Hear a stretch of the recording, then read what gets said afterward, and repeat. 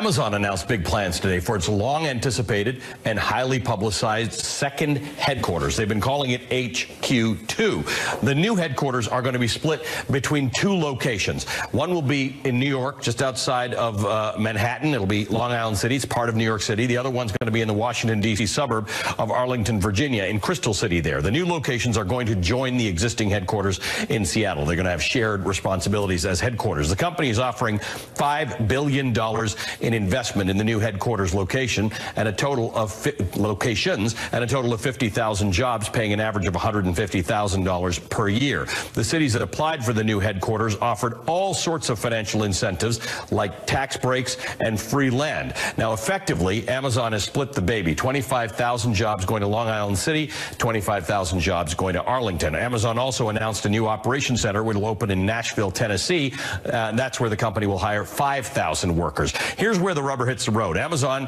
as I said, says it'll invest $5 billion in the new facilities. In return, it's negotiated more than $2.8 billion in incentives from New York, Virginia, and Tennessee.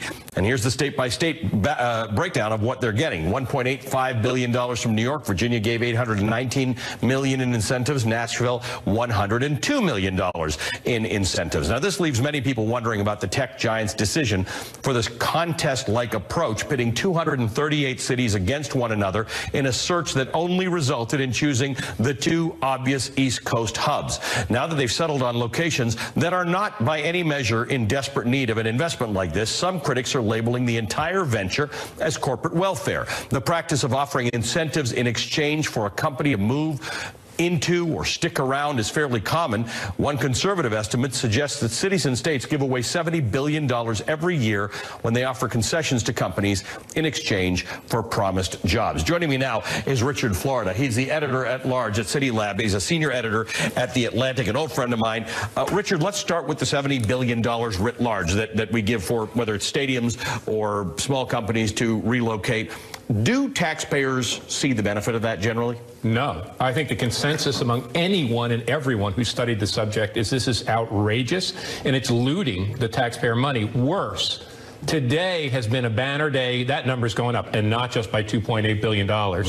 You know, every other tech company and other industrial company is going to follow suit. Now we're going to have auction number one, auction number two, corporate auction number three. Who knows? That total may go over $100 billion in the next year. So we're all thinking with these 238 cities that participated in this, that Amazon was looking for a place that it was going to have some major impact. It was going to go somewhere, and it was going to stimulate growth and jobs and development. That's not going to happen in the same measure in New York City and look, I'm not a genius, but I predicted Washington, D.C. on the September day, a year and a half ago, they announced it. In January, when they put the finalist list up, I predicted it would be D.C. or New York. Okay, it's D.C. and New York. Look, what they did was crowdsource information from 238 communities across North America. Details, data about those sites, cities. Incentives, labor markets, talent programs. And look, this was never about one HQ2. Think about the Nashville deal. Not only New York and D.C., the high-level corporate functions in New York, the tech functions, the link to the cloud in DOD in D.C. Nashville, I said this, and Nashville will probably get a logistics hub, and Pittsburgh might get an R&D hub. Who knows? Maybe Miami gets the Latin American headquarters. Maybe Columbus Austin gets an R&D center.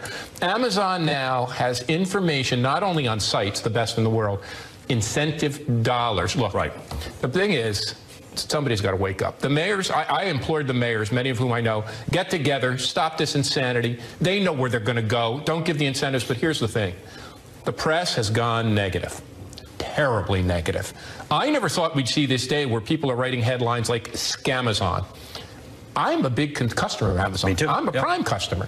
Many people are across America, you know, they have a very valuable brand, $1 trillion company. Is it worth it? A company that's taking in tens of billions of dollars in profit every quarter, why not do this? Why not say enough's enough? We've now interviewed 238 communities. We want to be a good corporate citizen. Why would you bankrupt your new hometown, but $1.85 billion from New York? That's crazy. There are people who are upset by this. If you're a property owner in these locations, things are good for you. If you are a renter, once again, you've got this problem. That people in Long Island City live there because they don't live in New York City. It's a little bit cheaper over there, and now that's going to become more. Here's the hypocrisy.